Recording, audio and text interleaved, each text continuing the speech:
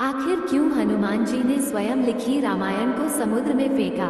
ऐसा माना जाता है कि प्रभु श्री राम की रावण के ऊपर विजय प्राप्त करने के पश्चात ईश्वर की आराधना के लिए हनुमान हिमालय पर चले गए थे। वहां जाकर उन्होंने पर्वत शिलाओं पर अपने नाखून से रामायण की रचना की, जिसमें उन्होंने प्रभु श्री राम के कर्मों का उल्लेख किया था। कुछ समयोपरांत जब महर्षि वाल्मीकि हनुमान जी को अपने द्वारा रची गई रामायण दिखाने पहुंचे तो उन्होंने हनुमान जी द्वारा रचित रामायण भी देखी।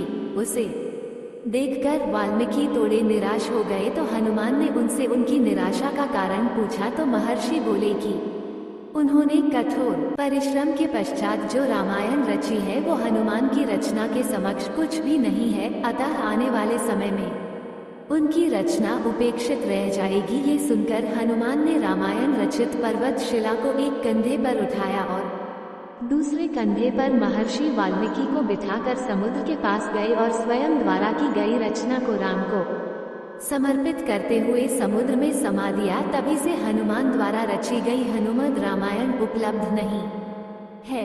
तदुपरांत महर्षि वाल्मीकि ने कहा कि तुम धन्य हो हनुमान, तुम्हारे जैसा कोई दूसरा नहीं है। और साथ ही उन्होंने ये भी कहा कि वो हनुमान की महिमा का गुणगान करने के लिए एक जन्म और लेंगे।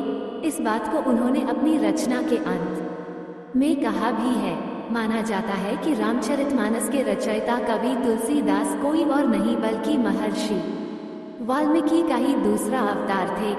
महाकवि तुलसीदास के समय में ही एक पट्टिका को समुद्र के किनारे पाया गया, जिसे कि एक सार्वजनिक स्थल पर टांग दिया गया था ताकि विद्यार्थी उस गूढ़ लिपि को पढ़कर उसका अर्थ निकाल सकें। माना जाता है कि कालिदास ने उसका अर्थ निकाल लिया था और वो ये भी जान गए थे कि ये पट्टिका कोई और नहीं बल्कि हनुमान द्वारा उनके पूर्व जन्म में रची गई हनुमद रामायण का ही एक अंश है, जो कि पर्वत शिला से निकलकर जल के साथ प्रवाहित होके यहाँ तक आ गई है।